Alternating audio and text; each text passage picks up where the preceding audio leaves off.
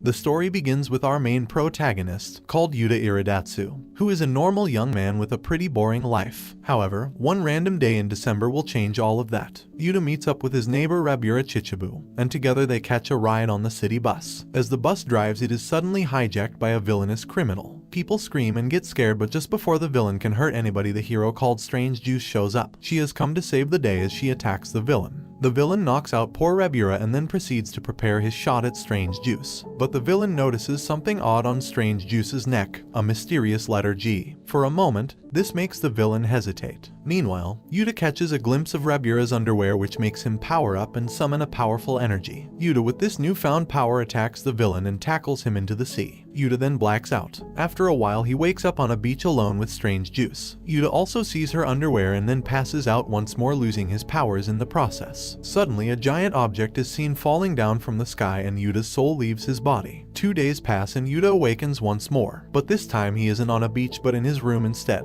He is back at the Korai House apartment complex, and it seems that he has been asleep for 2 days. Out of nowhere, a spirit cat, called Chiranosuke, shows up. This cat explains that Yūta's body has been taken over by another spirit, and he must find a special book called Nendala Gendala to fully get back his body. Yūta immediately tries to find this strange book and he looks all around his apartment complex, but he has no luck. In the process, he also learns that if he sees the underwear of a girl twice in a row, he will lose consciousness and a giant meteor will kill all of humanity. Yūta is terrified, but he finally gets some good news. He can actually travel through time and go back into the past, and in his spirit form he can fix his mistakes, like if he sees a girl's underwear. His spirit form can also move and impact objects, but the revelations don't stop there. Mikatan Narugino, who is Yūta's neighbor, is also revealed to be the superhero Strange Juice. Rabura's parents also have spirit powers, so she is disappointed and mad at herself for just being a normal human with no powers. However, her luck changes when she meets the apartment's landlady, called Meika Daihatsu. She offers to teach Rabura chairmancy, which Rabura mishears as necromancy. This excites Rabura as this is her chance to be special like her parents. Meanwhile, Yūta is learning more about how his spirit powers work. By total accident, he learns that cinnamon dust actually makes his spirit powers stronger. He goes to see Rabura and uses his spirit powers to break a bottle. He tries, but he is too weak without the cinnamon dust. Later, we are introduced to Ito Hikiotani, who is a young girl who spends most of her days playing video games and staying inside. Ito has somehow managed to find a small bear cub, called Muhai. She found the bear cub in a small box and is now trying and failing to hide it from her neighbors. A conspiracy organization called the Kume Group sends a special broadcast video,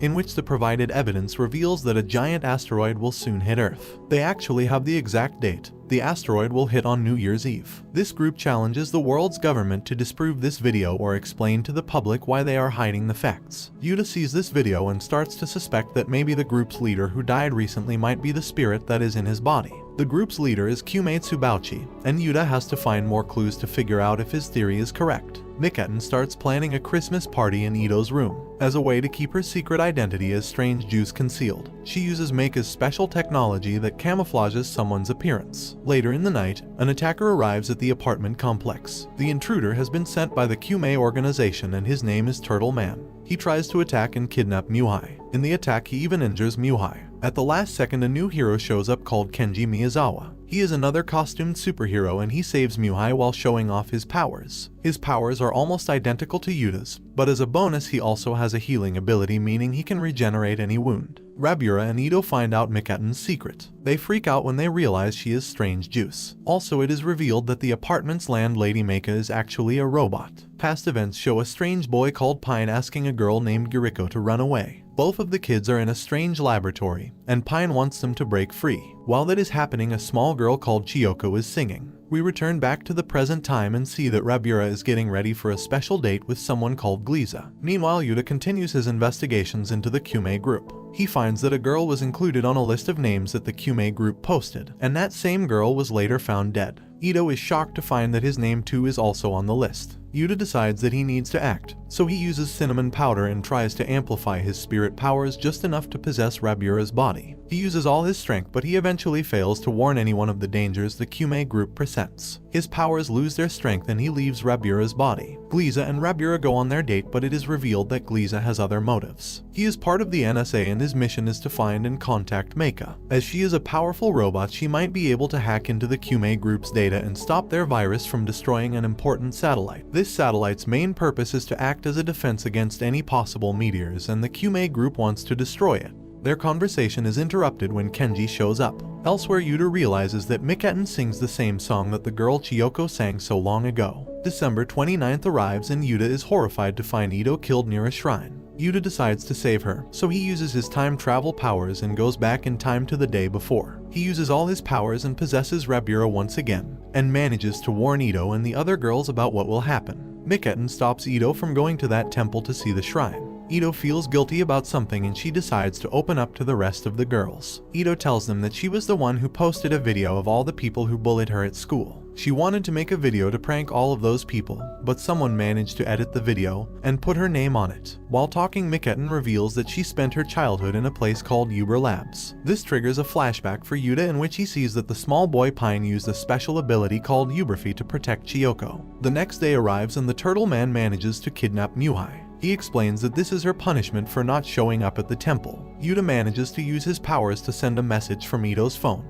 This message tricks the Turtle Man to show up on a rooftop, and there Rabura and Meika have set a trap for him. Turtle Man is much stronger than Yuta and his group of friends predicted. He figures out their plan and instead of falling into their trap, he just shoots Meika in cold blood. Mikatan and Kenji hurry to go and help their friends, but when they arrive, the Turtle Man is waiting for them at full power. He reveals that he too has the power to Uberphi and he attacks them. Their battle is fierce as they are almost evenly matched. During their battle, Kenji somehow manages to see Yuta and his spirit and decides to create an opening for Yuta to possess Rabura. Yuta and Kenji's plan succeeds. With Yuta now in Rabura's body, he manages to defeat the Turtle Man and save Meika, who survived the gunshot. The attacker that was called the Turtle Man is revealed to be Ito's teacher, called Chihaya Tomoda. He is a sick individual who was obsessed and in love with Ito. Because of his psychotic obsession, he allowed himself to be possessed by Kyumei Tsubauchi's spirit. This way he could take revenge against all those students who harassed and bullied Ito in school. The following day, all the girls organize their New Year's party. During the party, Meika talks to Yuta and reveals to him that he is biologically a female. She also talks to Ito and tells her the story of how she met Mikatan.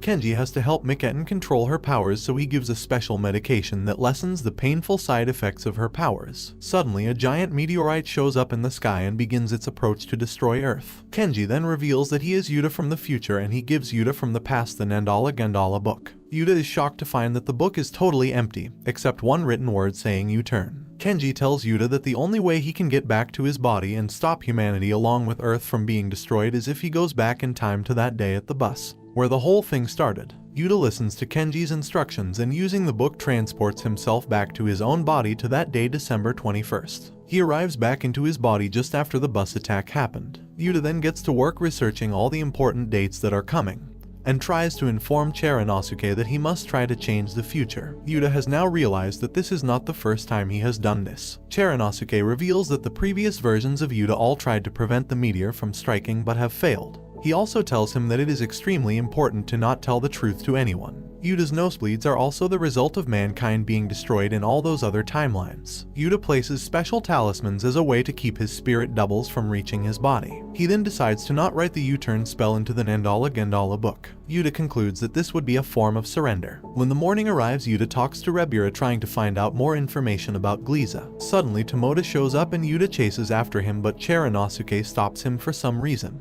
Chiranosuke explains that Yuta should not stop events that cause the residents of the apartment complex to form friendships and bonds together. Chiranosuke also reveals that the reason Yuta's spirit can so easily leave his body is because of a traumatic event he experienced 9 years ago. This moment took place in that laboratory with the children. Pine, Yuriko, and Chiyoko accidentally all switched bodies with each other while they were trying to escape their captor. This happened because lightning hit their Uber field states. This means that Yuta is the result of Pine's spirit ending up in Chiyoko's body. The following day, Yuta receives a mysterious package from his foster sister Akina. This package contains the Kenji Miyazawa costume. December 24th arrives, the first time Tomoda attacked and kidnapped Muhai. Yuta decides to use the Kenji suit and makes Tomoda chase after him. Yuta, using his powers, manages to attack the Tsubauchi's soul that is possessing Tomoda. Yuta wants to get valuable information, so he asks the soul about the Kyumei group and their plans. It is revealed that the group created Muhai and Uber and their powers. Kyumei's spirit escapes, which leaves Tomoda in critical condition. Meika and Yuta talk, and it seems as if Meika knows about Kenji from her grandfather. Her grandfather told her stories about a superhero team called the Justice Punch that existed in the far future. He knew all this because he said a fax from the future told him. Afterwards, Yuta meets with Rabura's cousin Rando. He was the one who gave Muhai to Ito. Rando was once part of the Kyume group, but he decided to betray them as a way to stop their evil plans. Mikatan and Yuta talk about everything that has happened, and she is grateful for everything he did. Suddenly, Mikatan collapses in front of Yuta. Yuta tries to get the proper medication to help Mikatan. After he finally stabilizes her, Yuta finds the courage and reveals his true identity as Pine. It is revealed that Mikatan is actually the soul of Chiyoko inside of Giriko's body. Mikatan tries to explain that when she suddenly switched bodies so many years ago, she tried finding the man who helped so many people escape the Uber Labs. This man was called Ishigata, but unfortunately he was later killed trying to help. The following day, Yuta goes to speak to several scientists, trying to figure out how to stop the upcoming meteor. The scientists all confirm that Glishi's plan of nuclear rockets being able to stop the meteor are false. Because of this, Yuta starts to suspect that Gliza might be lying and has other more villainous motives. Yuta then goes to speak with Meika about Mikatan. It seems that in just a couple of days, Mikatan's condition has gotten worse. Yuta begs Meika to do more tests to see if there is anything they can do to help Mikatan. December 27th arrives and Chiranosuke comes to talk to Yuta. He advises Yuta not to change any event in this day that will lead to his group of friends to fight and then later make up. Yuta ignores this advice and directly goes to confront Gliza. It is then revealed that Gliza doesn't work for the NSA but is actually part of the Kyume group. He is one of the leaders of the villainous group, and his plan was to trick Meika into hacking the satellite, which would actually change the meteor's trajectory and push it towards our planet. Gliza then uses a strong anesthetic to attack Yuta. He then reveals that he also has Uberfly powers. In a shocking twist, Gliza is actually Giriko, who is now inhabiting Pine's body. The morning of December 28th, Yuta realizes that he cannot stop Meika from hacking the satellite. Giriko's plan will come true. This will basically give the Kyume full control of the satellites and the ability to launch missiles at the meteor to make it change trajectory and hit directly at Earth. Chiranosuke announces that the mission to save humanity has failed and that Yuta should make preparations to transport himself into his other body. December 29th arrives, and that is the day in which originally Ito died. Yuta and Mikatan receive a text message commanding them to appear at the shrine. The two of them show up, and there they are met by Giriko. He takes Ito hostage as a way to make them all come to his location. However, Giriko gives Ito back and says that the only way Mikatan and Yuta can survive this upcoming meteor strike is to use Muhai's regeneration ability. Yuta feels that there is no hope in the whole situation as all of his plans have failed. But he then remembers his friends and their bonds. This motivates Yuta to not give up just yet and try to save humanity. He asks Meika for her help as he has a new plan going forward. Yuta explains everything to Meika. He tells her about the meteor and its trajectory along with all his experiences regarding time travel. Meika then begins forming a plan to launch all the ballistic missiles from Earth directly at the meteor when it arrives close to the atmosphere. This should be enough to destroy the meteor, at least so it doesn't cause any giant destruction. She then gives Yuta the task of protecting the Korai House from anyone who tries to stop her in her plan or attack his friends. New Year's Eve arrives once more, and Meika is torn to whether she should allow all their friends to get involved with the plan. The danger is too great, especially for Mikatan. If she uses her Uberfly powers one more time, she will most definitely die. However, the others overhear everything and decide they will help no matter what. Together, all the friends form a group called the Justice Punch. The final battle begins. Yuta and Mikatan are the ones protecting the Korai House from all the armored forces that have been taken over by Kyume group. Giriko also arrives with his team of elite warriors and the American army. The leader of the American army is now possessed by Tsubauchi. Ito, piloting a mech robot, fights the army, and Yuta once again possesses Rabura to help in the fight. Meanwhile, the normal Yuta and Mikatan also join the battle against the armies. Time is almost up. There is only 30 minutes until the world ends. Giriko manages to get inside the Korai House, and with his attacks he damages Meika. With this, he stops her hacking. Yuta shows up and fights Giriko while Rabura tries to stop Tsubauchi. She tries to exercise his soul to leave the army leader. Meika and Ito manage to finish the hacking process, and they launch all the missiles. The missiles hit and destroy the meteor. Mikatan decides to use her powers one last time to stop Giriko and Yuta from fighting. As she slowly dies from using her powers,